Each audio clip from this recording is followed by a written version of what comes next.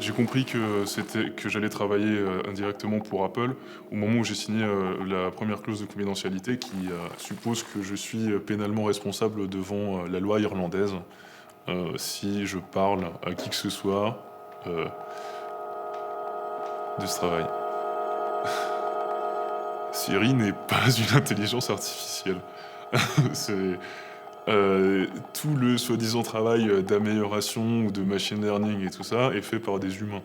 Tout le travail, soi-disant d'intelligence artificielle, ce sont des gens qui nourrissent la machine en continu et ça, c'était mon travail, nourrir la machine.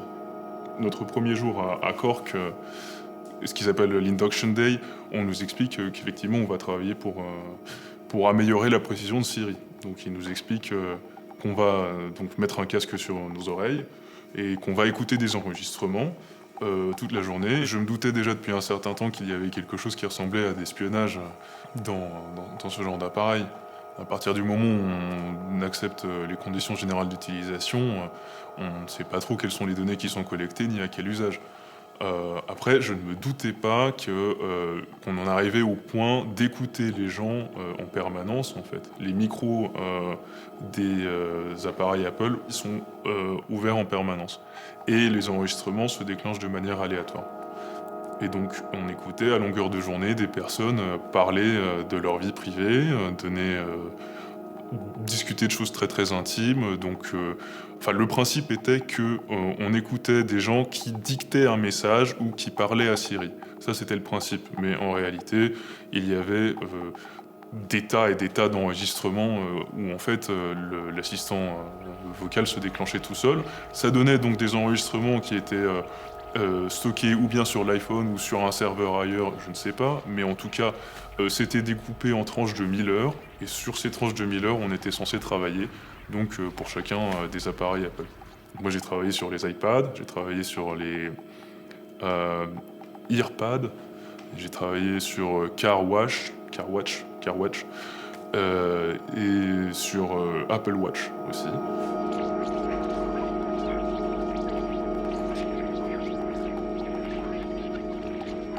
Bah, je suis révolté par le fait qu'on nous écoute en permanence sur, tous les outils, heu, technologiques, soi-disant à notre disposition. Moi, ça me fait peur parce que ça me fait penser à 1984. On est vraiment dedans. C'est déjà un fait, ce n'est pas une fiction, on est dedans.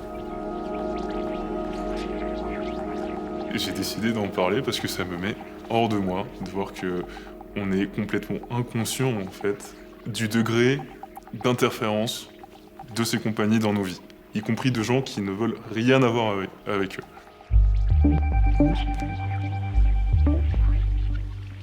Enfin, je me disais qu'il fallait garder une trace de tout ça.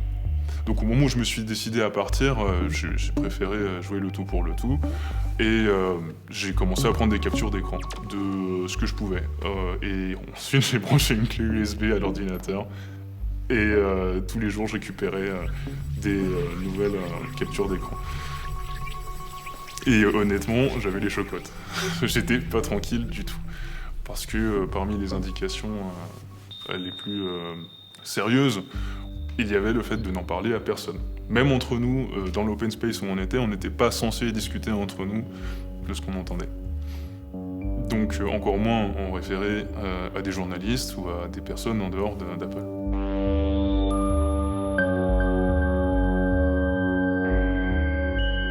En prenant ces captures d'écran, j'ai la preuve qu'il s'agit bien de millions et de millions d'enregistrements pour chacun des projets qui étaient concernés. C'est-à-dire que, par exemple, pour les iPads, au moment où j'ai pris ces captures d'écran, il y avait 14 différents pays dans lesquels ces projets étaient menés. Chacun de ces projets contenait de 600 000 à 1,2 million d'enregistrements à peu près, pour un total de 1000 heures par pays. On peut dire, en moyenne, qu'il y a entre 8 et 12 millions d'enregistrements pour chacun de ces projets-là, qui constituent un onglet sur un menu défilant qui est très très très long. Mais sachant que ça fait au moins 5 ans qu'ils sont là-dessus, on est quand même à un stade qui est quand même... Enfin, ça fait un volume d'enregistrement qui est phénoménal, quoi. je me sens dépassé par l'ampleur de la chose, je me sens dépassé par la taille de ces entreprises-là, en fait, et aussi par les enjeux économiques et politiques qui viennent derrière. Mais c'est pas si compliqué de pas se laisser faire, en fait. Et moi, j'aimerais témoigner à visage découvert parce que j'espère qu'il y aura d'autres gens qui le feront ensuite. Et que c'est déjà une première étape pour se défendre et puis contre-attaquer.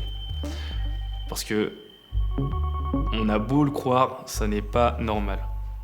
Ça n'est pas normal et ça n'est pas un allant de soi, ça ne devrait pas l'être. Voilà. Merci beaucoup d'avoir. Super. Merci.